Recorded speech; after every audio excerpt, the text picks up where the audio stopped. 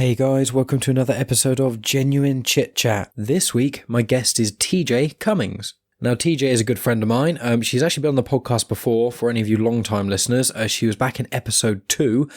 She spoke about some of her travels around Asia and that sort of thing. So if you're interested in travel, and especially other cultures, and if you're interested in potentially backpacking and things, go all the way back to episode 2 and, give that one a listen.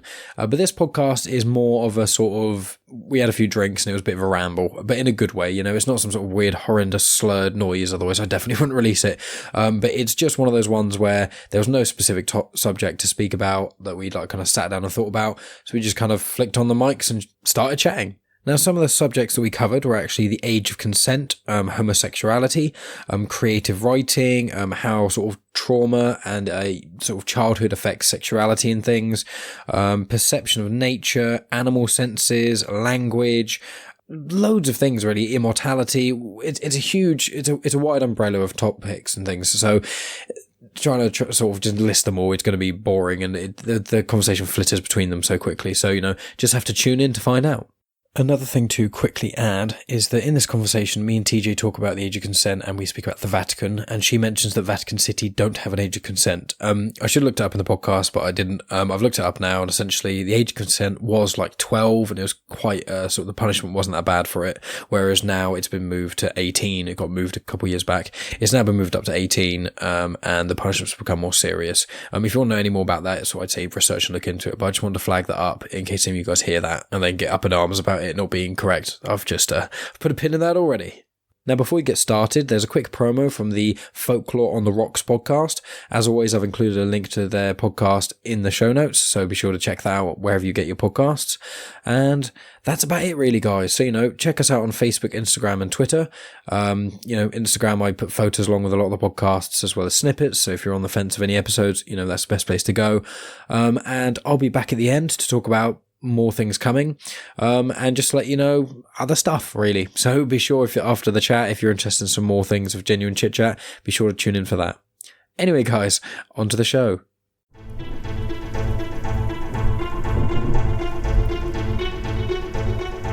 Hi there, I'm Logan. And I'm Lindsay. And we host the new podcast Folklore on the Rocks, where we talk about folklore and lesser-known creatures, cryptids, and monsters from around the world. So when we say lesser known, we mainly mean that we won't be covering creatures like Bigfoot or Nessie or Chupacabra, just because they're discussed so often, and the world just has so many other awesome options to draw from. Every 2 weeks, we will be diving deep into the legends and culture that surround a specific creature, and getting a little bit tipsy while we do so. But don't worry, we do our research sober. On the weeks in between, we're going to be narrating and discussing folktales. Some will be historical folklore from the regions that our creatures are from, and some will be modern folklore, such as no-sleeps and creepypastas. Ooh. You can find out more about us on our website, folkloreontherocks.com, on Facebook and Instagram at Folklore on the Rocks, on Twitter at Folklore Rocks. So grab a drink, join us, and come on, let's dig deep together.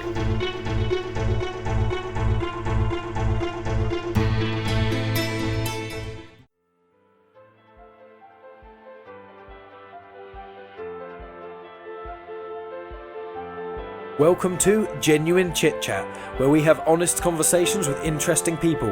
And I'm your host, Mike Burton.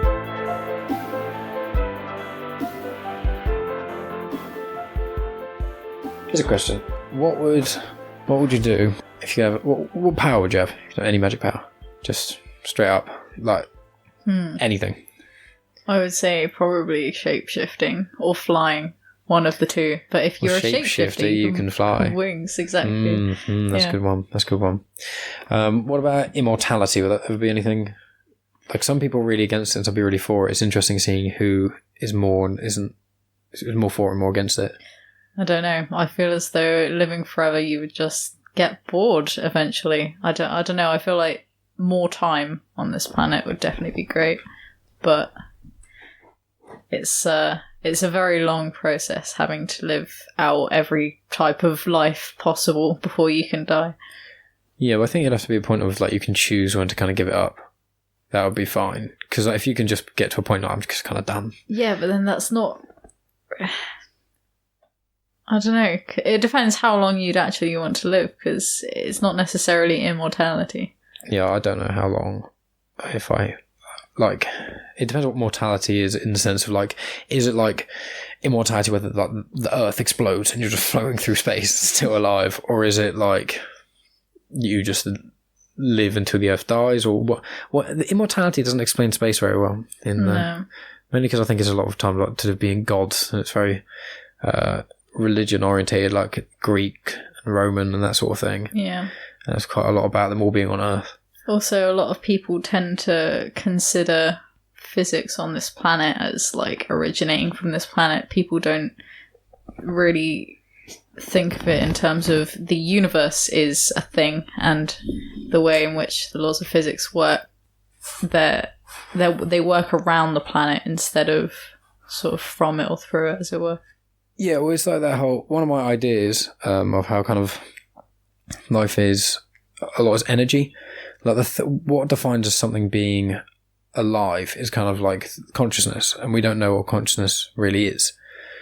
So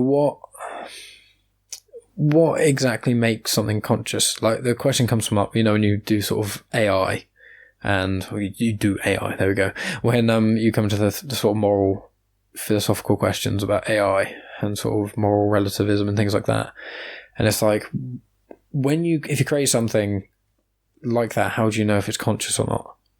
And it's like, if we're using energy but in a sort of a mechanical or electrical circuit, then how is that different from an organic one? And you get into these weird deep rabbit holes of moral questioning. And I think about some of those sort of things when it comes to like physics and light and things. And that's how we start the podcast. That's it. Just delve straight in there. Now I've gone so far in, all right, then the rest of it will be a slow climb up a hill. That's it. That's how it's going to be. But yeah, I want to get you on because we had a nice old chat last time. It was about a year ago, wasn't it? Yep. And roughly. Just in brief, last year, what were you getting up to when we spoke about, just like people who haven't heard the second podcast of Genuine Chit-Chat, just like you went travelling? Yeah, I went around Southeast Asia. It was absolutely incredible, and I spoke to Mike about various adventures I went on and horrible, terrible decisions I made whilst I was gone. And we spoke a little bit about movies as well, I believe. We did, yeah. We did talk about movies. A small bit, but sadly I haven't been away on any trips since then, so I have no news stories. No. Well, no news stories at all. I've done nothing in the last year. I've actually just sat inside with the curtains drawn and not spoken to anybody for a whole year. This is the first time I've come out specifically for this podcast. So that's it. That's like that's why you've been wearing the hoodie up the whole time, because you don't want to get too much sunlight. You're just kind of hiding away from it. Yeah, I don't want anybody to recognise me, because then everybody will know I'm back on the grid, and things will go south very quickly for me, I feel. Yeah, that makes sense. Yeah, be a little hermit. Just go out, go into the cabin in the woods. Have you seen that movie? I have. What do you think? It's weird. The ending just weird. I love it. I think it's a great movie. It's crazy and unexpected the whole time. It's less unexpected and more completely full of cliches, and everything is predictable. But then, apart from that one bit, it's like a whole subtle thing to like, this is how you can just easily make a horror film, and it's like subtly with the scientists doing the thing they're doing is like, oh, intrigue. I see. Yeah. I like that sort of thing in my movies, but also in my series. Have you watched BoJack Horseman? I have a little bit, yeah. You're dabbling. I am dabbling. You're dabbling far too much in this world. You've got to throw yourself in. It's very funny. I will give you that. It's very funny. If I'm going to watch a series like that, I want to watch it from start to finish. So. And a lot of the time I've watched episodes, it's been just with friends. They've just put it on and we've all watched it. It's got some great episodes of standalone, but really it's the characters sort of in it. They're so interesting. And like Kieran describes it as the most the most accurate depiction of depression in a person he's ever seen on like TV and stuff. And that's what BoJack has. And it's just like, it's really interesting way of looking at it. It's like, because the whole thing about BoJack is everyone's just really fucked up in different ways. That's kind of it. It's like really, really shit things happen to people because it's just, that's what life is. It's like really shit stuff happens sometimes, and there's not really a lot you can do about it. And it's like, you just have to learn to deal with it, or learn to not deal with it and destroy yourself. It's like, it's a really, really good show for that. Not that I obviously believe in the latter. That'd be a bit too... I'm not really up for that. I'm kind of more of a try and get on with it. No, I haven't been watching that many animated series recently. I tell a lie. I watched Big Mouth. Everyone's been watching Big Mouth except me. I watched the first. Great. I'm gonna have to cave. I'm currently watching. I'm watching BoJack, and then when I finish that, I was gonna start The Good Place, but just to get on, because everyone I know is talking about it. It's absolute gold. There are some parts of it which... I watched the first 2 episodes. Yeah. I just wasn't the biggest fan of Big Mouth. But I'm wrong, because everyone fucking loves it except me, so I was like, okay. And everyone's like, yeah, the first couple episodes are okay. And it's like, I'll rewatch it. I did it with It's Always Sunny. The second season's better. Actually, no, that's a bit of a lie. The first season is better in certain... Sorry? Why'd you lie on this podcast? Because I don't like How can you do this? We're barely into it and you're already lying. Yeah. I've lied to you pretty much 24/7 since we met. So... none of your names are correct. No. Your age. Are you like a 57-year-old like dude? Excuse you? I'm 55? Jesus. No. That'd be a big plot twist in my life. If you're a 57-year-old man. Would you have to start reevaluating things? There'd be certain things I would have to reevaluate, yes. Yeah. It'd also be how could you not tell? Not you, I. Like even just talking to someone. Like you'd think that you'd... My penis is an innie. Yeah, that's it. So... That's one way of having it. Yeah. That, to be fair, you could... do you think people can identify like age? Do you think that's like transgender? Obviously, right? Yeah, people that identify as a different age from what they actually are.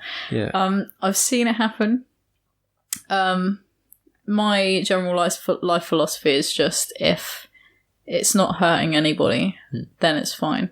Yeah, yeah. And people can get on with it. I don't know. It's not really my sort of place to say because I've never experienced something like that, so I can't even begin to understand it. So how can I possibly make a judgment on something I don't understand? Yeah, that's it. I mean, it's with me. I think when there's like, it's obviously difficult because I'm not even in anyone's shoes who's transgender or even homosexual. I'm a straight white dude in the UK in 2018. Like it's pretty. As far as privilege goes, I'm pretty high up on the ladder of a lot of things. So it's like, the struggles I've had aren't in the same realms as those people. You have to look at it with a certain set of eyes. Because the main one that comes to mind is the man who was 57 or something. He had several kids and he identified as a 6-year-old girl. Yeah, yeah. And that is one of those things where it's like, I guess he should be free to do that, but there are kids involved. Not that they shouldn't necessarily be around that. More so, if he's acting like a 6-year-old girl, he wouldn't really be able to take care of them in a proper way. So he's basically just giving up his parenting responsibilities to pursue this. And it's like, how far does one... Or not allow, because that makes it sound like it's my choice, but at what point does it become too much? I mean, I suppose it's on an individual basis, but it's like... If it's detrimental to the daughters growing up and their own mental health, then maybe it's something that should be looked into. But I suppose it depends what his dynamic is with his family, because he might just have this... I can't remember if it's true or not, but I remember hearing something about him finding another family... Right. That would treat him like that 6-year-old girl, like he felt. And in that case, he is abandoning the family. So it's a different thing. But I mean, plenty of people abandon their families for all sorts of reasons. Yeah, so. It shouldn't be demonised. This, like, for example, if someone is, one would. Here's a moral question: what if it was an 18-year-old girl who identified as a 50-year-old girl, 50-year-old woman, Christ, and then. So she ended up sleeping with men that age. Now, with me personally, from my own views, I have no worry of women of 18 up sleeping with anyone older. Obviously, 16 is the legal age in the UK, and it's like, well, if a 16-year-old really wants to sleep with a 60-year-old dude, there are 16-year-old boys who would sleep, and I'm sure have slept with like women in old folks' homes, like super old women, like 60-year-old women. So, like, if they're fine with it, like, why do I don't give a fuck. It's still statutory, though. If they're 16 and someone's 70. Yeah, if they're under 18, then yeah. If it's somebody over the age. In England, it's 16. No. For here, the age of consent is 16, but the legal age of actually being an adult is 18. So if it's somebody over the age of 16, then they can give consent. But if it's under 18, then it's still statutory. So it's not rape. But so how? This is just what I've heard from one of my friends a couple of days ago. I'm gonna have to fact check this. Definitely do that, because otherwise, I bet we're both wrong. And then what Probably. happened is that it will be something else like, no, you can't ever have sex in England. They made it a law.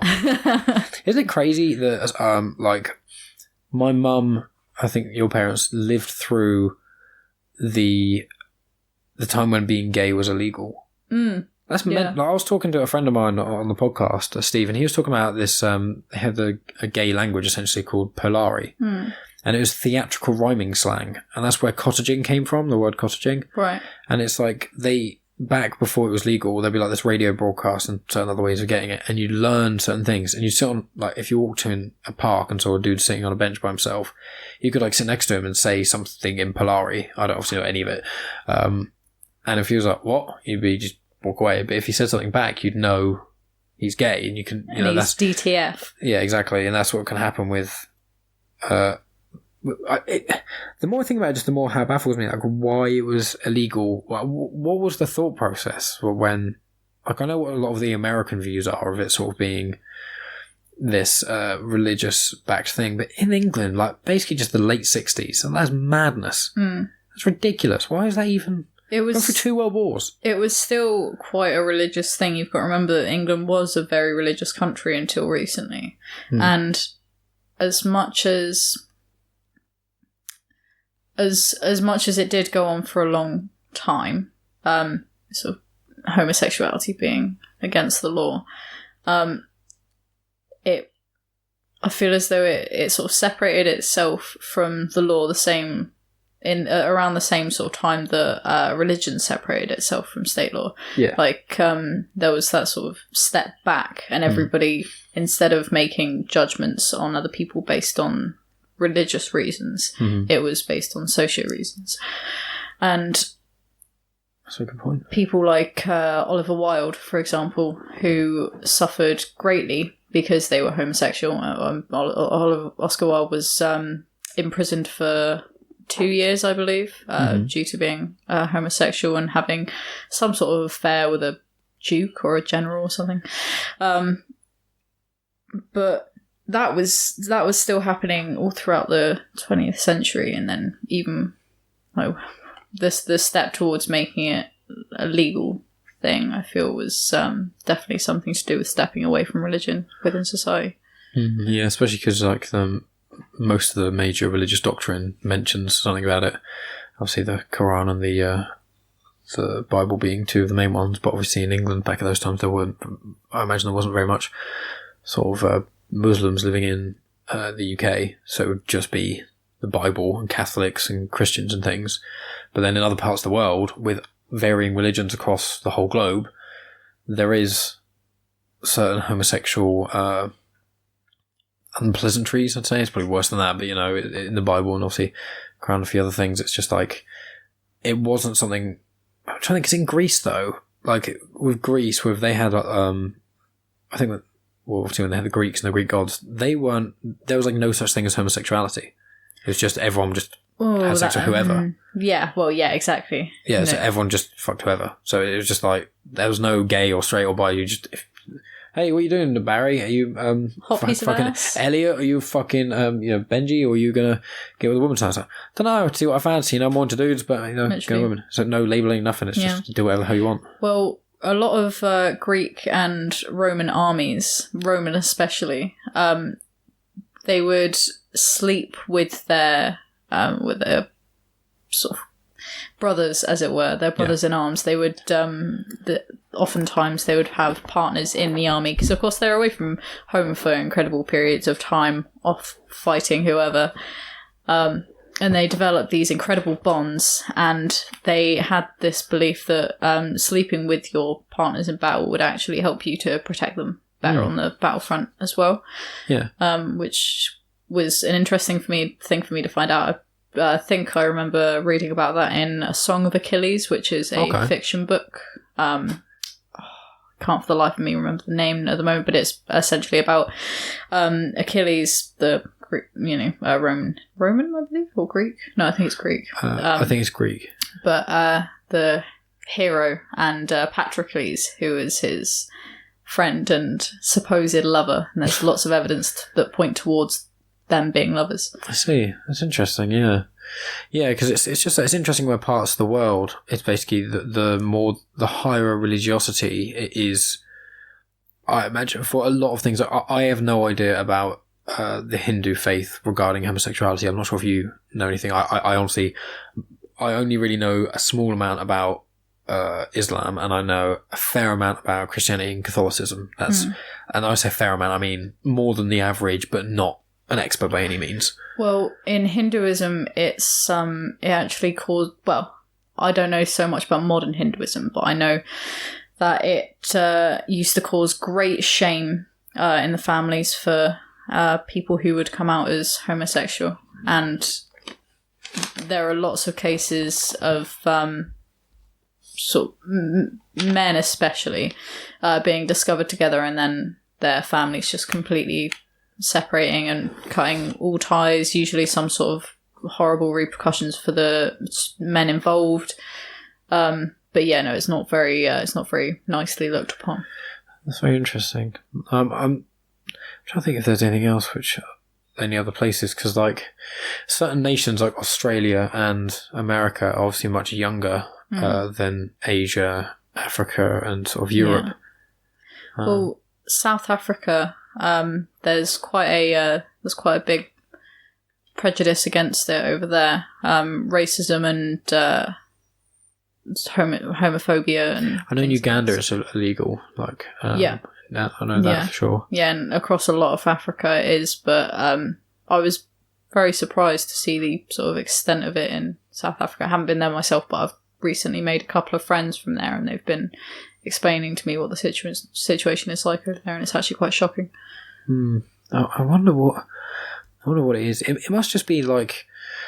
I'm not trying to obviously say that. I'm not trying to want to clarify, justify homophobia. As obviously, I think it's even if you feel something, I obviously don't. But even if you feel like, oh, that's gross, it's like it's not your place to really say or do anything about it. It's just like it's people. They think what you do is gross. That's what people don't think about. Is like because with like disgust is actually a lot of people class it as an emotion. So it's like sexually, if I obviously had. I'm a straight white male, obviously. So it's like I have, if I had just a giant penis in front of me, it's not going to do it for me. You know, it's really not like... Straight men dancing around the topic of penises, as always. It's just like there are dudes that I think are attractive, like Chris Hemsworth, Bradley Cooper, that sort of thing, but I'm not attracted to them because dick is just not for me at all. It's just no. So it's just like, it's not like, I hate anything anyone wanting to do that. It's the same the way I feel about like I hate cauliflower. We were talking about this earlier. Like you like cauliflower with cheese, but like not the creamy cheese, like proper cheese, like cheddar or parmesan or something. I can't say I've ever had cauliflower with just cheese on it, but I imagine it would be wonderful. Just because I'm not the biggest fan of cheese sauce, so if I'm going to have cauliflower cheese, why not just have straight up cheese? Yeah, exactly. I feel the same. But it's like that. You know, you like cauliflower. And you imagine that you like it with cheese. I really just hate cauliflower. It's like, just because me putting cauliflower in my mouth does not fill me with happiness, it doesn't mean I should stop other people from feeling that way. And it's the same with penises, and it's the same with vaginas, you know? Exactly. As long as you're not hurting anyone, so it's obviously like, and as long as there's not some degree of essentially abuse going on, which is, I just looked up, by the way, and I'm nice to loop around. You are correct. I wasn't aware of that. You can in the UK, you can have sex when you're 16, but if you're 18 or over, you can't have sex with anyone under 18. So if you're between 16 and 18, you can only have sex with other 16 to 18 year olds. It's interesting. It was funny because like, I've had 16, 17, I've had friends who remain nameless for obviously reasons what I'm about to explain, where they've dated women older than them when they're in school. And had sex with them, and then the partner, because they're older than them, would become of age to then be affected by the law. Yeah. And then it's technically illegal. And exactly. It's a very weird thing of like saying, if it was like, you know, tonight it's 9:15, like if you got like 3 hours in the time and then you want to have sex with someone and you're just like, I have to wait 15 minutes, just stood here and watched an episode of something on TV. And then like, right, that period of time that's gone now, I went from not being able to be able to. And it's that weird thing, which I do agree with on one hand, but how else do you, like, what's the word, damage control, in a sense? You know what I mean? No. Well, like, for example, if you didn't have an age of consent that was young, then, or not young, but if you didn't have an age of consent, then obviously it would mean that paedophilia is legal. So, saying that you have to be 18 to consent with anyone over 18, it's like if you were a week younger than someone, it means that in that week that they go 18 and you go 17, you could technically be punished. And you have to wait that specific time, that day, or that hour even, of the date changing to make you old enough. And that's really weird to think about. Just like, now you're old enough when you weren't before. There's been no immediate change. Yeah. But obviously the counterpoint of that is we have to have a line somewhere. Yeah. No, completely. It's a strange one. If there wasn't a massive amount of people on the planet as there are right now, then we could probably manage to do it in a society as a case-by-case basis. But there's just too many of us, and the law can't track everything, so they have to make that rigid, sort of timed structure so that everybody adheres to it.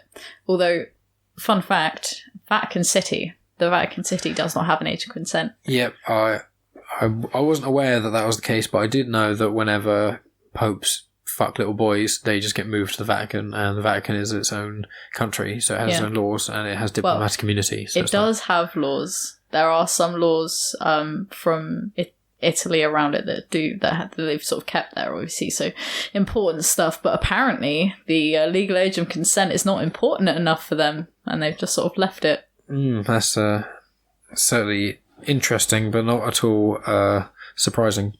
Yeah.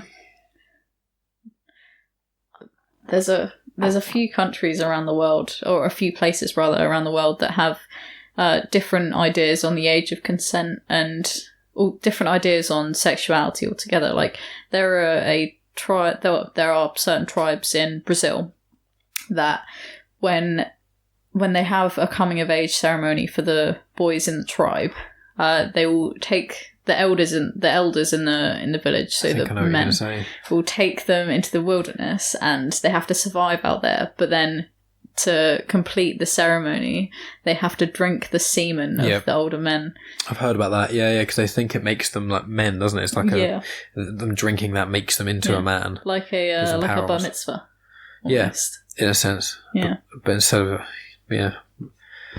it's funny with the Jewish faith that you get your foreskin cut off, and then that sort of tribe, you drink semen. Yeah. Yeah, I've heard about that before. I was actually going to bring it up earlier when we were talking about all the stuff, and then I obviously got sidetracked, because that's how I roll. When you have these sort of conversations where there's just no specific point, you just go everywhere, and there's so many half-finished conversations. Exactly. Like me and Bradley had that chat, and it was just, I don't know what we were talking about. Dying around. We were talking about plum bumble crumble at one point. Yep. Yeah. The first few podcasts you did were a sight to behold. Absolutely brilliant, hilarious. But I think you've definitely found your structure a little bit more as time's gone on with it. Yeah, it also depends on the guests. Because, like, for example, if every single one of them was like this, then not as many people would want to listen. But if there's people who have got like specific things they want to talk about, like other podcasters and stuff, like I was on a Skype call a couple of days ago with Dr. Glenn Livingston. And he sold 600,000 copies of a book called Never Binge Again. And it's just all about how you can teach yourself psychologically to not binge anymore. And he's got a PhD, he's a doctor. He was like the CEO of certain companies and stuff, and he's just like had loads of experience. Yeah. And he's just launching this whole campaign and stuff. It's just really cool and interesting. But with him, he'd been on quite a few podcasts before, so he knew kind of how it was. But there's some people that get on here and they're just like a mate of mine that have not spoken into a microphone before ever. Yeah. And they're like, you've put this metal thing in front of me and I don't know how many people are listening to this, and if anything I say is stupid, everyone's going to think about. You don't have to worry. Most of my listeners are American, surprisingly. Really? Yeah. It's American. It's about half. I think England's about a third and the rest are just like scattered. That's excellent. I got a notification from Chartable that I was like the 93 best in Uruguay in... It's like some sort of random thing that I was barely even like it wasn't like sport, but it was something similar to that. I was like, what the fuck? I was like, it might have been actually, because I had one where I spoke about with Dom about more sporty things, and was it airsoft and things like that? I don't know. But I just got a notification, just Excellent. 93rd in Uruguay in some category. So thanks, Uruguay listeners. I've been entertaining you. It's a lot of fun. A lot of fun being here in Britain. Yeah. Famous all over the world, mate. That's it. I just need like one or two people in every continent, no, in every country rather, to know me. Yeah. And know who I am. See, this is what I love about knowing so many people online in our sort of modernized society. I've got so many online friends on Facebook and on Instagram, etc. And no one in real life likes you. Sorry? No one in real life likes you, that's why. Rude? Yeah, it's true though, isn't it? Well, Same with me. you don't have to say it out loud. That's why we're here. Same about both of us. Because we've got nothing better to do. Block everyone else out. Oh, I see. Yeah. Well, let's put a pin in that, because you're wrong, but, it's fine. How dare you? No, it's there are so many friends that I've got online, which is like, well, I say friends, acquaintances, which is brilliant because it means that when I do manage to get around to putting a lot more effort into my writing and actually getting something published not for the first time, but for get a proper novel out there is what I want to aim for in the next couple of years. But once I do that, I have to decide if I want to go down the sort of publisher route, if I want to get somebody else to publish it for me, or if I want to try and do it myself. And if I did do it myself, if I went and got it bound and everything, I could potentially create avenues through the contacts that I've made over the years, not just online, but also through my travels and whatnot as well. Good point. Create avenues through different countries and just have books sent out there. Yeah. That's a good shout. Well, if you ever do write a book, give me a shout. Come on the podcast, promote it. Yeah. You can make a little ad or some shit. Like, come over here and then just chat about the book, and I have like a little ad running for like a few weeks, like a month or so. I'm going to create a completely a cappella jingle to promote my book, and I'm just going to sit here and you're going to sing it with me. I've got a terrible voice, but I would happily do that. We should get Callum over, get him to do it as well. No, I'm sorry, but I'm not interested in having some emo kid sit next to me and scream into a microphone. Oh, harsh words. Callum's a great singer. He is a great singer. No, I've promoted his band to a few of my friends. Sorry? You've already said it. You've already said the horrible stuff by Callum. He listens to every single podcast. So he's going to text me right now. He doesn't. Callum doesn't listen to anything you do. No, he doesn't at all. I think he listened to 1.5 podcasts, as in enough minutes per, over like a few podcasts to make money. He's like, I listened to most of your first one, a bit of your second one, and a bit of, Yeah, he's not going to listen to any of these. He's too busy sat trying to flirt with women who aren't interested in him. He's got a girlfriend now. And, oh, really? Yeah. Good for him. They've been together, actually, I think it's very similar time to me and Megan. I think it's like within weeks. I can't remember if he's been with his girlfriend longer or I've been with Megan longer. So that's so cute. Oh my god. Yeah. Callum found a woman. Who would have thunk it? Yeah, we all thought it was going to be a boy, didn't we? Yeah, definitely. Yeah. But young boy. Hey, do you want kids one day? Oh god. I've actually thought about this a little bit more as I've come into my 21st year of life. Because since I've known you, you've always been quite a wanderlust. You've always that kind of moving around a lot, and that's not necessarily unsustainable with children. It just depends what sort of thing you'd want to do if you did have them. Yeah, nomadic culture is definitely a little bit trickier with kids. I think if I ever did have a child, I would want them to have a fairly stable life. Like I'd definitely want them to see some of the world, and I would try and make sure that we had the money available so I could take them and show them different cultures. And but if I don't know, I think I would have children at some point in the future, but if I did, I would adopt, I think. Okay. Yeah, I've got a couple of friends like that. Not that personally interested in carrying a baby, to be honest, and not just for the reasons that pregnancy is a bitch, but also because there are so many children in this world that are stuck in the system and they don't have a proper family, and that's not right. I mean, I was very briefly, when I was moved from my mother to my father, I was nearly put into the system myself. So that close brush with it really sort of put that kind of thing in perspective for me, and realise that, yeah, there are... Why bring another life into this world when you can just help another life that already exists have a little bit of happiness? Yeah, I think that's it's light antinatalism, just which I understand. I totally respect. I look at that sort of mindset similarly to the way I look at veganism, which is, I believe there should be a certain percentage of people who feel that way and do that, and there's probably more people who should, myself included, but I'm not currently in the mindset of adoption necessarily. I'm not closed off to it, but I do want a child of my own. But also with veganism, so I do appreciate it, but for my own health, you have to take a lot of vitamins for it and things like that, and like, I have issues with my family anyway with a lot of stomach things. It's just like, I'd rather just eat what I like, a good balanced diet I've kind of found I like, and just ease up on the meat and like have vegan stuff when I can and things like that on odd times. But it's the same with antinatalism. It's like there's certain mindsets, like my dad always used to say, which I don't necessarily, I think I still do agree with at the moment, but it's this, I'm not saying I always agree with this, but like, he would vote Green Party, but he wouldn't want Green Party to win like the whole election, because he didn't think the Green Party could run a whole country because they're not experienced enough. What he wanted is them to get a few seats in, so when they come up with good ideas and the public react to them, then other people in other parties use those ideas, like recycling, that sort of thing. It's definitely an interesting way to go. And that's kind of what one needs to look at other people's opinions, both sexualities, and obviously sexualities are different to opinions because opinions can be changed. Sexualities, I suppose they can probably... Do you think sexuality can change? Not like, I'm not talking about someone who's gay and they're being forced into a life of, heterosexuality by like a religious camp or anything heinous like that. I'm thinking more, do people actually have like a second sexual awakening, like when they're 50 or whatever, and then they suddenly like the other part, like other sex? Or is it, would you think it's more of a case of it's always been there but the right person sort of thing? I think that people change, and you don't know that you don't like something until you try it. So definitely, I think that also everybody experiments.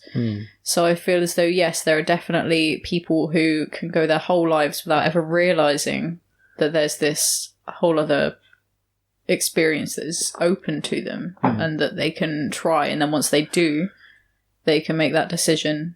Well, I say make that decision. Make the decision whether to follow what they feel.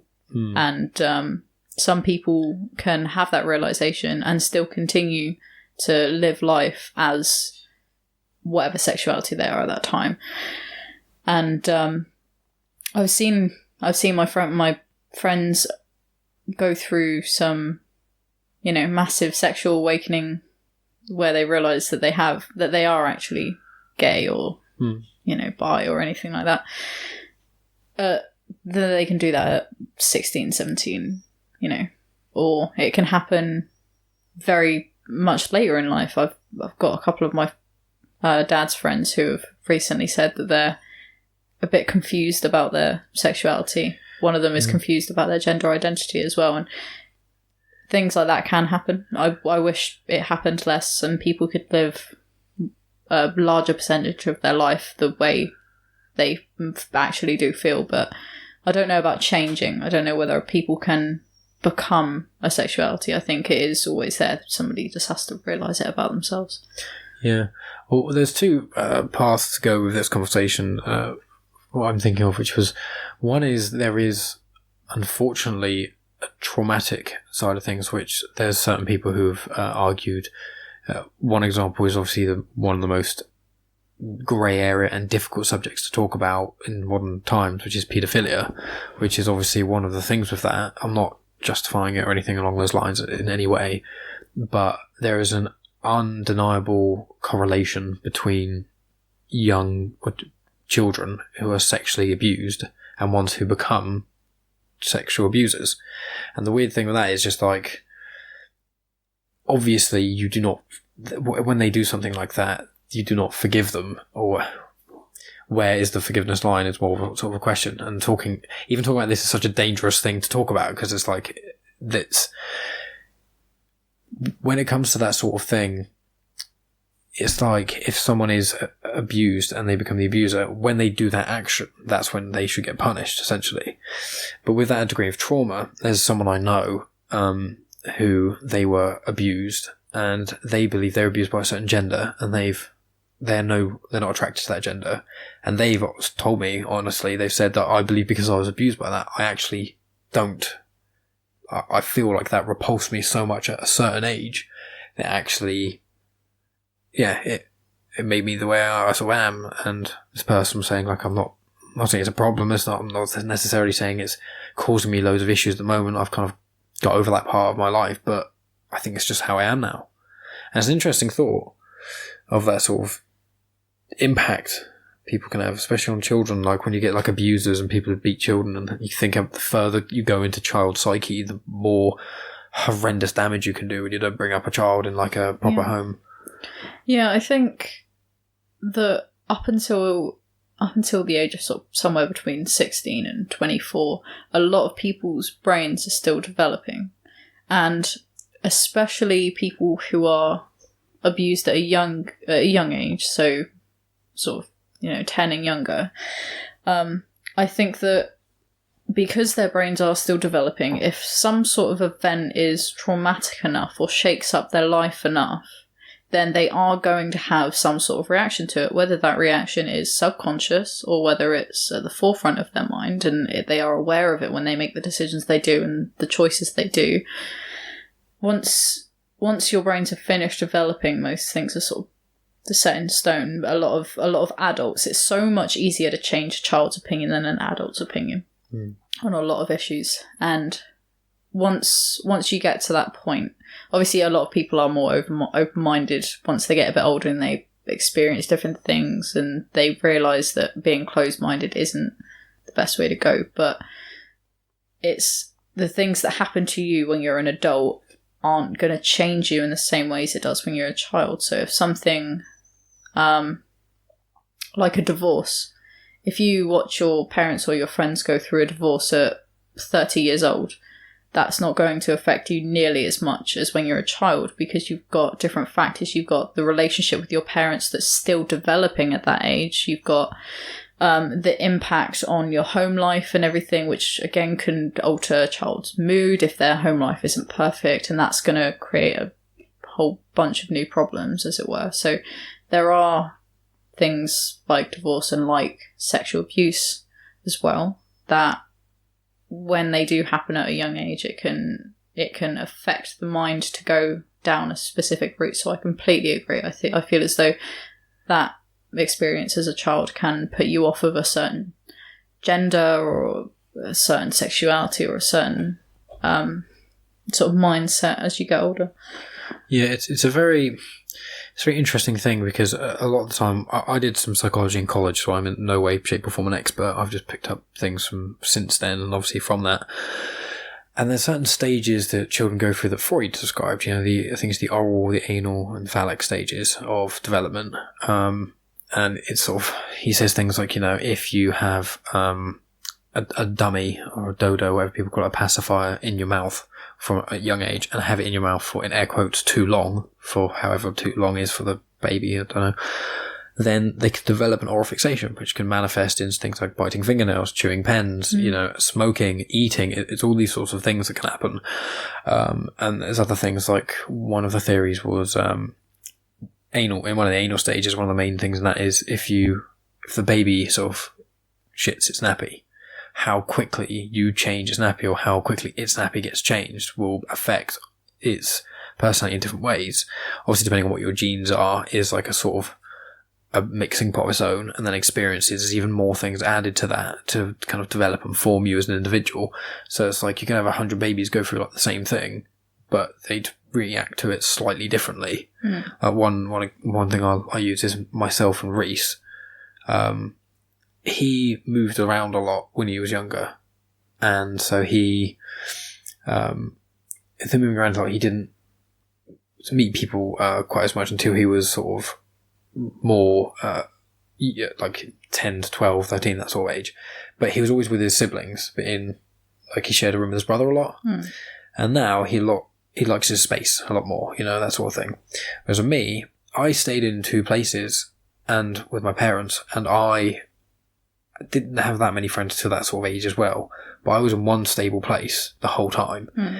And so what's happened with me is, and because I wasn't living with siblings in my house or in any of my space, I now crave to be around people all the time. And Reese, obviously the way he is, he's like the opposite. Yeah. Where he doesn't want to see people as often as I do. I'm much more an extrovert, he's more an introvert. Whereas Kieran, much more similar growing up to me. He's an only child, lived with his parents in, I think, 1 or 2 places over his life generally. Same sort of general life. But he's more like Reese in being an introvert.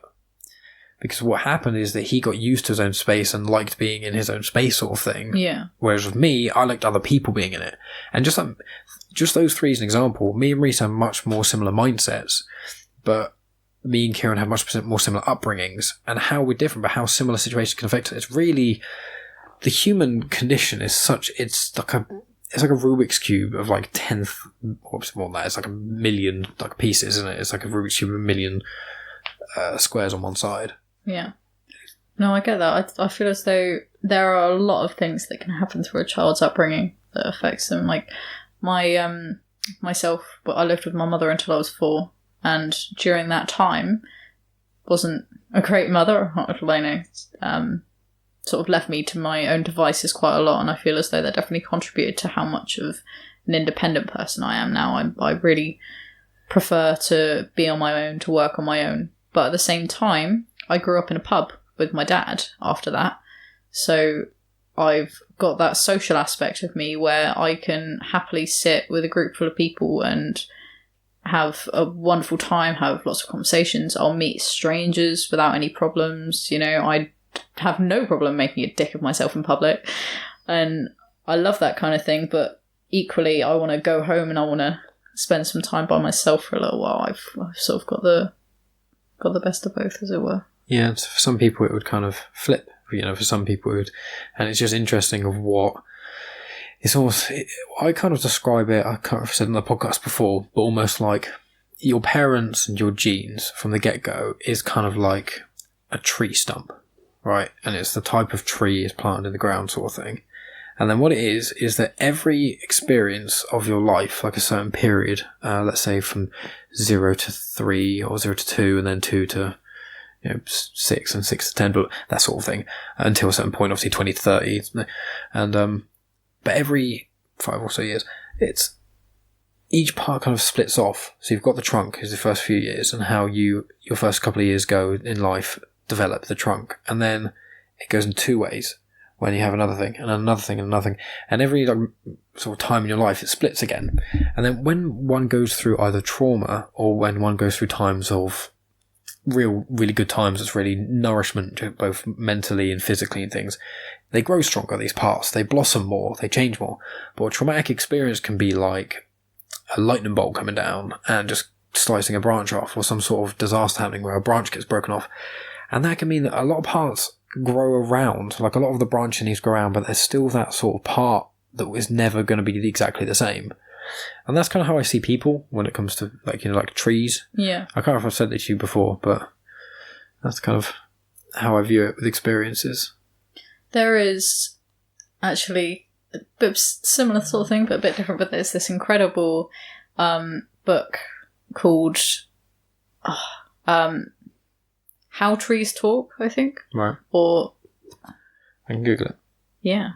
I can't remember the actual specific name of the book, but it's once you've found it, basically it's a book about the ways in which trees and plants communicate with each other. The Hidden Life of Trees. There we go.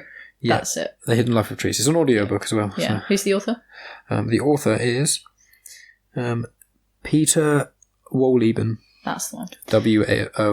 Wohleben. Yeah, absolutely fantastic book, but it really explores whether plants have what you would call emotions or not, and how they communicate with each other, and how plants have, in a way, their own society. It's because we can't see it necessarily. Obviously, we can measure it in certain ways, and that's part of what the book explores as well. But because there's this weird thing in the human psyche where if we can't actually see it happening, then there's some doubt cast about it.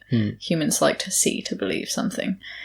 And I see it in a lot of cases with people who discuss pain with animals, like people who say that fish don't feel pain, things like that.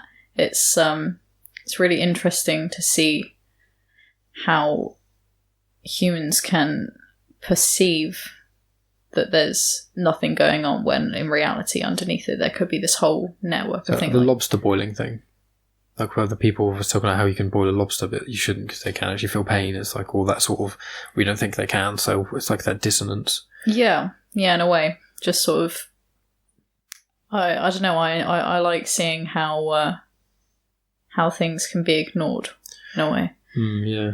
There's a lot of hidden ways. One example I use of communication is bees have been shown to be affected by Wi-Fi signals.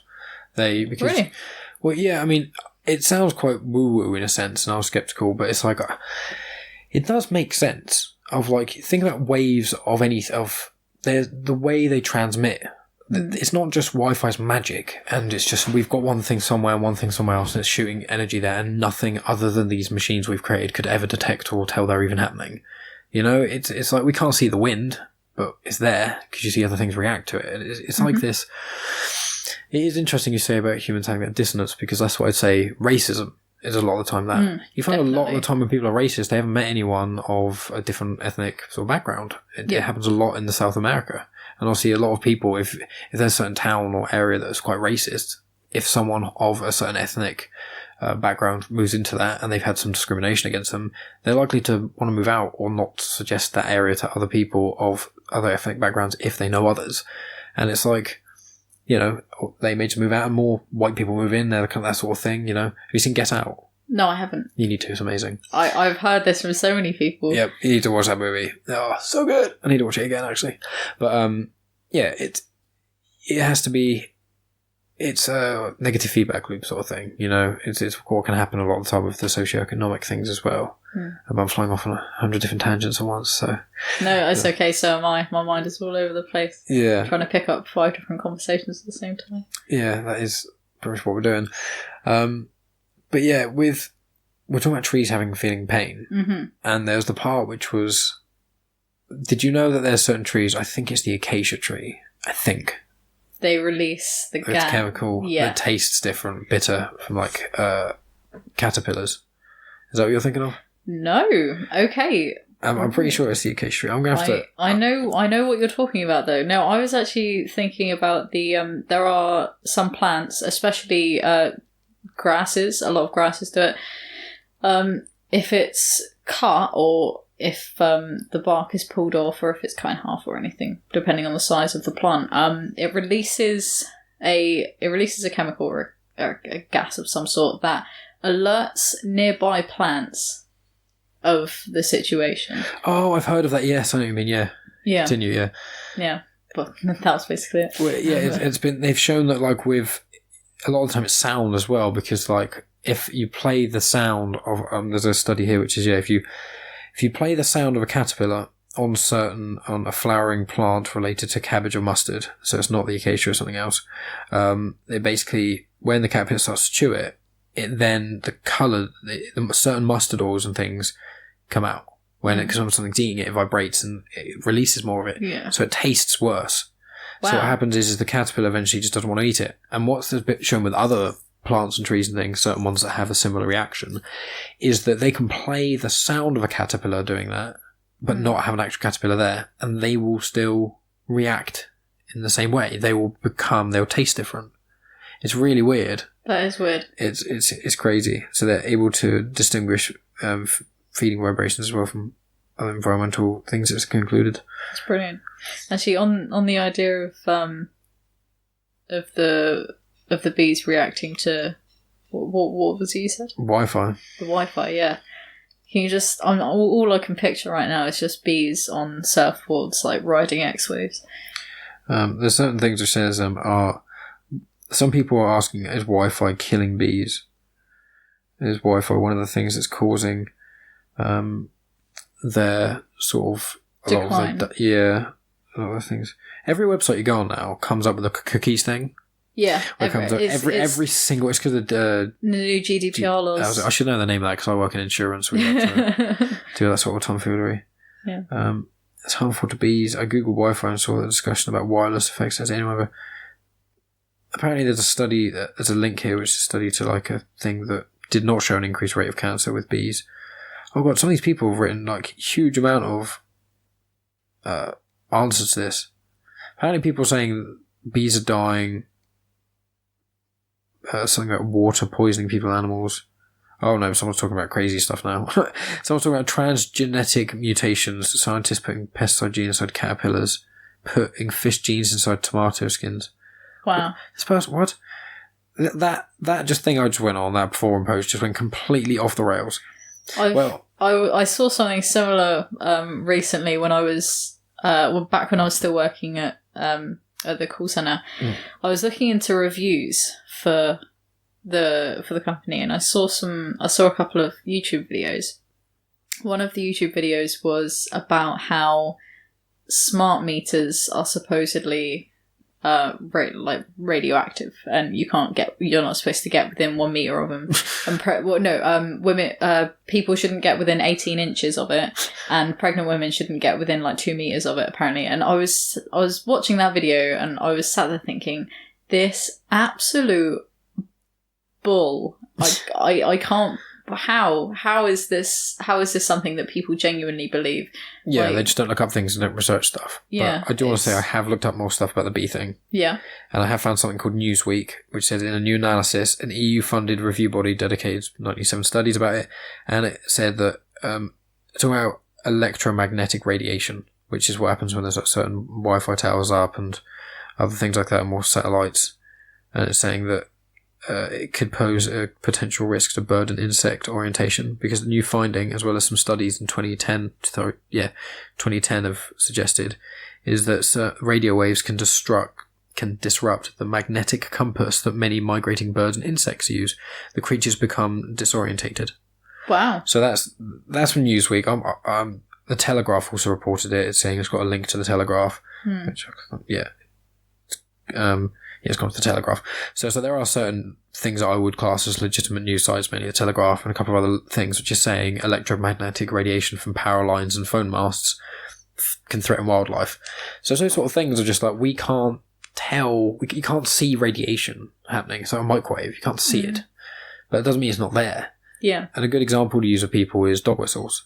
Yeah. You can't hear a dog whistle, but dogs react to them so they can hear it. People can, we can't, there's certain things we can't sense. And this can lead on to like, what was what we were talking about to begin with, the whole idea of physics and life and things, is like, if there's a creature that's born with no eyes, you can't just, it doesn't miss sight. Do you know what I mean? And it's the same with like, there may be things that we can't, senses that we don't have, that we, for example, we can't see UV light. Yeah. And things like that. So, well, what other light sources can we not see?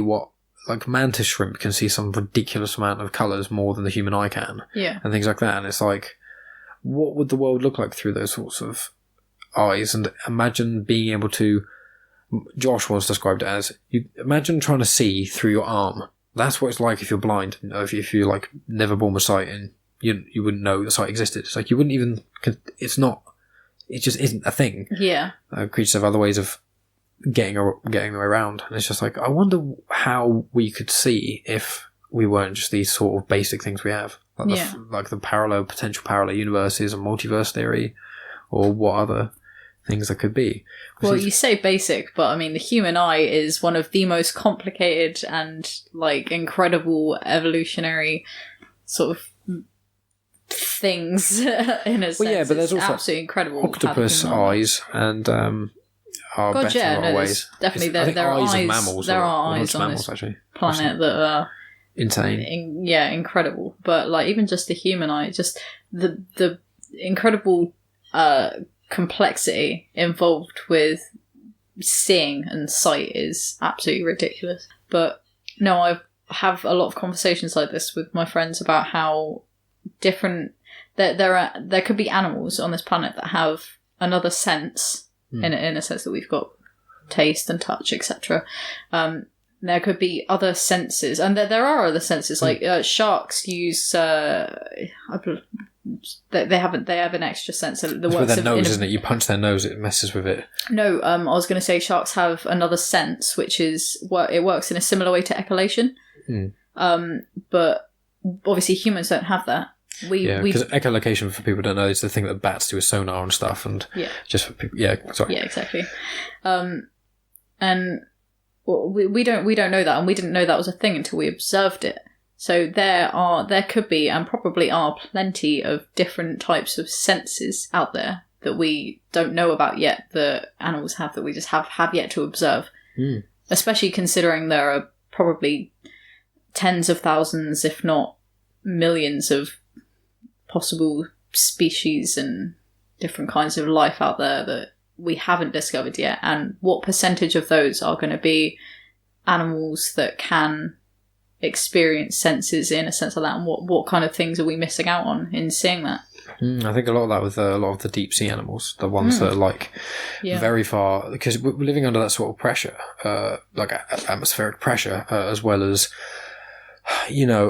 being in pitch black darkness, having to obviously sense in different ways and things. And it's just like some of the creatures down there, we've explored so little of the ocean. I think it's like we know more about the moon than our own oceans, like the deepest parts. There is a ridiculous amount of the world's oceans that are just unexplored. So what things could be there? And there's like certain... Still, I think, of all the insects and things we found, I think the percentage is less than 5% of all insects we think we've documented. It's just like, think about walking through a forest, how many insects you hear and you could maybe grab. You think like, oh, there's so many bugs here, but you actually try and look and grab or observe them in a specific way, and it becomes a lot more difficult because of all the ways that they've specifically evolved to not get found. Yeah. So some sort of stumbling human who's got no adaptation to the environment and the eyes that haven't got perfectly suited for movement in the same way that, say, other predators would have. There's so many things that we haven't discovered, and it's like, what senses could they have? Yeah. I think about that with like... you can argue that when people do some sort of crazy, when they do like meditation, like intense meditation, they say they kind of transcend and they feel one with the universe, these sort of feelings. That can be part of what it is. Some people say they do dimethyltryptamine, DMT. Yeah. So, they smoke that and then you go into this sort of other realm and things. And it's people say it can't explain it. It's just an impossible thing to do. And it's like, what other things are there that it's even like there's so many things. It's even like getting drunk, for example. It's like it changes you. Even having caffeine, it changes you in a certain way. You can have like it's such a widespread of things that humans haven't experienced, and we just think we know so much about everything, and we have like the hubris, like a lot of people. And I think that's one of the things that bothers me about religion in some way, where they think they've kind of got all the answers. Whereas I love thirst for knowledge, and I love the religious community. And what are your spiritual and religious ideologies and stuff? It's tricky because I was raised Church of England. I have dabbled in various religions. I've done lots of research, personal research, just to discover more about various religions, into Hinduism and Buddhism, Islam. I really enjoy learning about other types of cultures and religions, and I've never really found one that entirely clicks with me, and I've never figured out if that's because I don't believe in an entity like that, or if it's because I just haven't found the right fit for myself. If there could be some sort of faith out there for me that is perfect, but in that sense, I feel as though religions a lot of people view them in different ways. So an English modern Christian is going to have a lot to say that's different about the Bible compared to, let's say, a traditional traditional Christian, as it were, living in Alabama, for example. So, something like that. The way in which they view Christianity in the Bible is likely going to be very different, and that's just within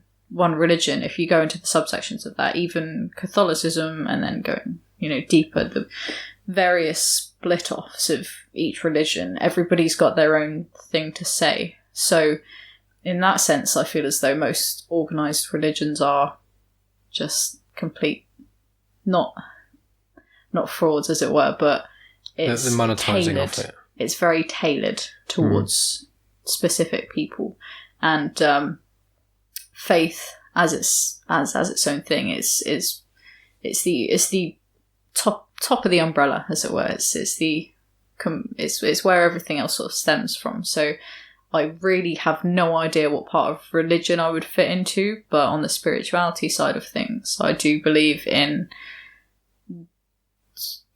a way the energy of the universe, but not in a sense of not in a sense of actual like chakras and things, but more all matter has some sort of charge, for example, and how that kind of energy influences and is influenced by the universe and situations that happen, and something knocking over, that is a movement of energy, that is some sort of expenditure of energy, and how that is fed back into the planet, as it were, and things like that. This like dead bodies as well, the release of all of that energy from the body as it decomposes and feeds back into the planet, things like that. So I wouldn't say that I'm particularly spiritual in a sense, but I definitely believe in that kind of thing. Yeah, I'm on the same page. I believe there's a universal energy. I don't believe in a god, or like I don't believe in there being a god in a sense of like, I just believe the universe is all about balance, and I just think it's all, you can't dig a hole without making like a hill. Do you know what I mean? Like you can't, or a mountain be more, a grandiose metaphor, but you know what I mean? Like you can't. If you think of everything as flat, it's like every up needs a down. It's even like a heartbeat. It's, you see that like with heart rate monitors and things. Every reaction has a reaction. Yeah, and it's just everything. It's like energy cannot be sort of destroyed. It can just be transferred. So it's just always there's a certain amount of matter in the universe and a certain amount of energy in the universe that is coinciding in some crazy way that it's just kind of always up and downing all the time. Yeah. And I just think that the universe has a hierarchy that's just flat. I think, obviously we seem to an ant, it's like us, we are more important, and I would not put a human's life I would put an ant's life in front of a human's life. But it is that sort of thing of when you get more complicated matters with like dolphins and orcas, and they're elephants, and it's real intelligent creatures. And they just communicate in ways like dolphins have they've shown that the noises they make have accents and slight changes in the dialect. Yeah. Regionally. Yeah. So they have accents in their language. We don't understand their language. We understand pieces of it, but we're not fluent in it, obviously. Yeah. But there's like the ways these creatures communicate, and you see on like certain nature documentaries. Yeah, I'd love to meet a human that was fluent in dolphin. That would be incredible, spectacular. But no, I definitely see where you're coming from. It is really interesting to see how different species can interact with each other as well. Like meows, cats meowing. There have been studies into it recently that have found that cats will meow in a very specific way with their owner, and it's incredible to think that cats have developed their own language with their owner, and they still don't know if they actually talk to each other, but I would think that they do, but just in a different way from what we can see. I think a lot of communication from cats, I feel, is a non-verbal thing. So like humans have body language, cats have extremely expressive body language. Same with dogs, like tail between the legs, etc., things like that. I feel as though when talking about language and the way in which different species communicate with each other, I feel as though a lot of people might sideline or just completely ignore the fact that body language is a massive part of communication, and different animals can communicate with that as well.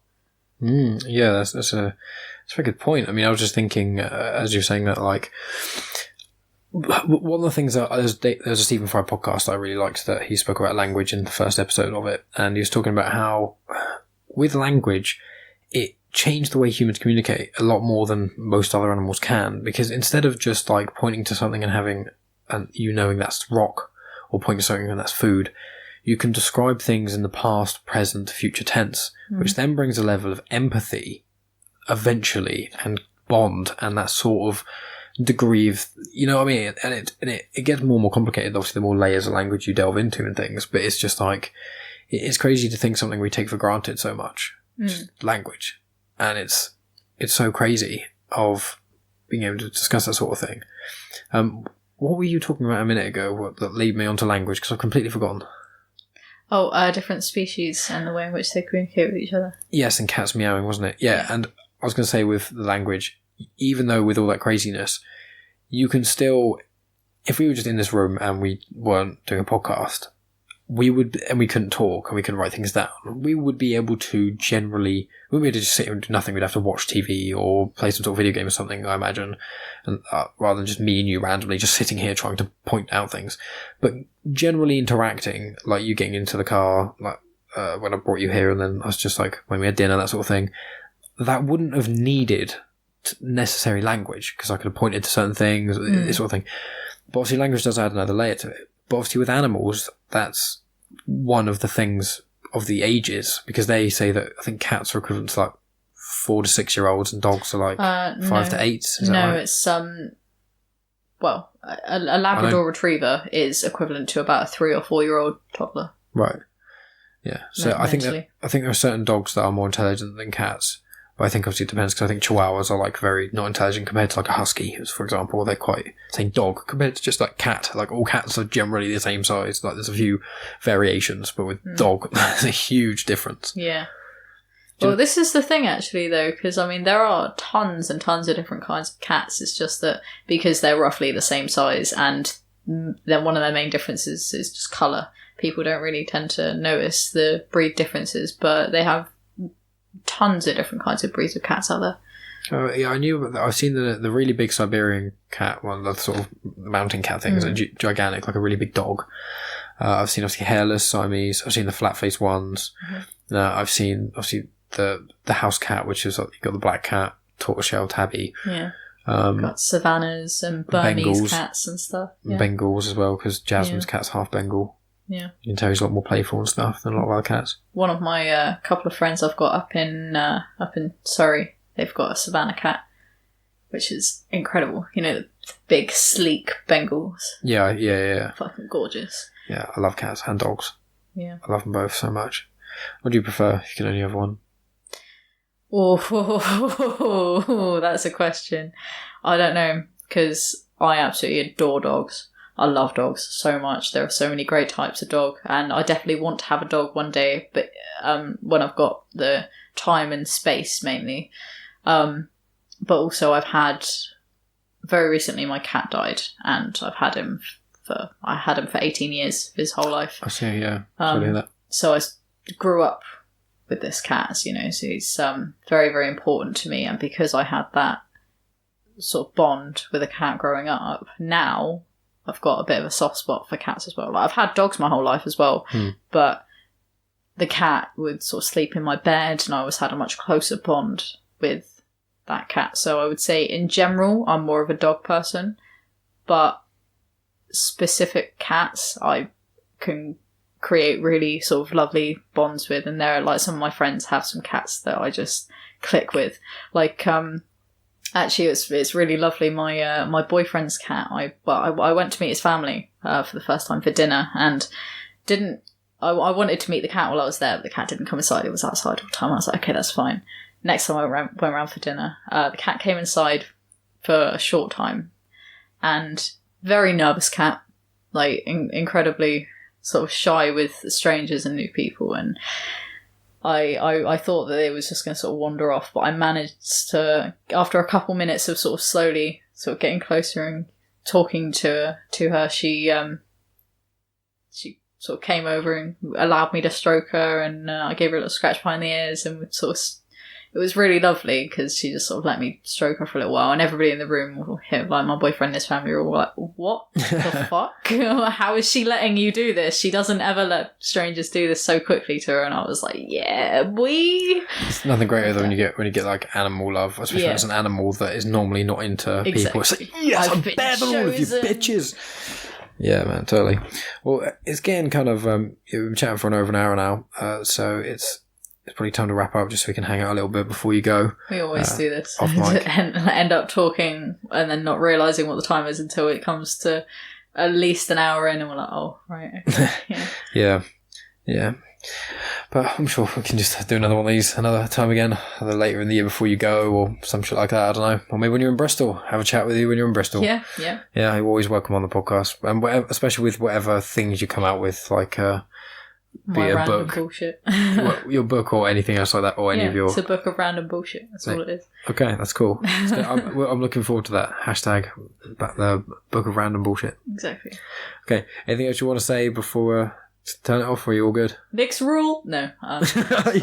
You're very, very British. You speak very, very British. Nick's Nick's not American. Yeah. Yes, baseball, isn't it? Yeah. Yes. Shouldn't you know for saying that? I have no idea. I'm sorry, American fans. She's a heathen. But I'm going to have to look it up now just to clarify. Yeah. Because if I'm saying it, Knicks is a baseball team. I'm and pretty it's not, sure it's baseball. It's the New York Yankees, but it's the Knicks. I'm just going to type in Knicks. Yeah. How do you... Knix. The New York Knicks. I said New York, didn't I? But I said New York Yankee. Oh, man. Yeah, New York Knicks. I think they're NBA. They're basketball. Oh, I said baseball. That's what it is. I said baseball and it was basketball. God dang it. No, I was sat here like, why do I remember that name? Where could I recognise that from? It's because although I have nothing to do with sports really, I've been playing lots of NBA 2K16 and 2K18 recently on the PlayStation. So yeah, I see. Nice. Some of those sports games are pretty damn good though. Yeah. But it's just brilliant. Anyway, so yeah, go Knicks. Even though neither of us knew what sport they were or what city in America they were, but I knew they're American, and I knew it was. I only, to be fair, baseball, basketball. You know, so like what? 2-letter difference. Yeah, there's only a couple. 2-letter difference. K in a teammates, guys. It's fine. They've both got balls involved. We got enough tea over in Britain, so it's fine. You know? Exactly. Yeah. Cool. Well, thank you for coming on, DJ. Thank you very much for having me, Mike. And that's the end of the podcast. Thanks as always for tuning in, guys. Next week, I believe I'll be releasing potentially more discussions with TJ and potentially one with Bradley as well. I'm having them over next week, and we spoke about doing a podcast. So it may be Christmas orientated, it may not be. I have no idea what it's going to be about. So it may be that, or it may be a Science But Simple, because I'm planning on recording another one of those with Josh. So keep your eyes out, I guess. I've said in one of the previous outros, but I just want to repeat myself. Essentially, I'm not going to be releasing an episode between Christmas and New Year. Obviously, I normally release my episodes on a Sunday, and there is a Sunday. I believe it's the 30th, actually.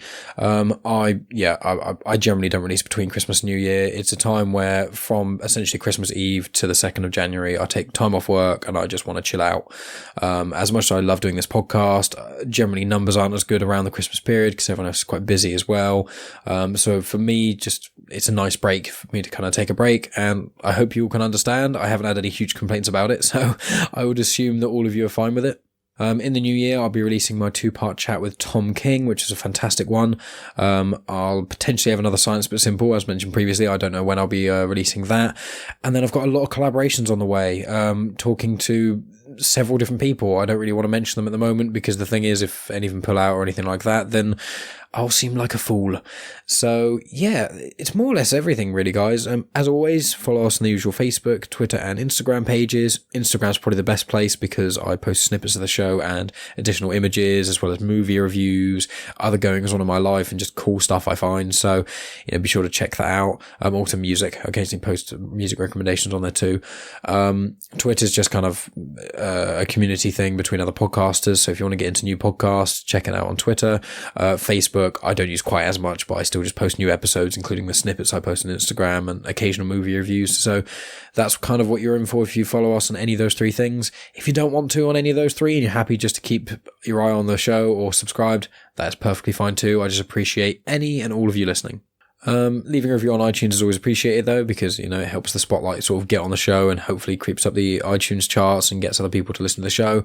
But, you know, I understand if everyone wants to do that, and that's completely fine. I think that's more or less it for the time being, guys, unless I've forgotten something, which I don't think I have. So thanks always for tuning in, guys. I appreciate each and every one of you listening straight up to the end, and I'll talk to you all next week.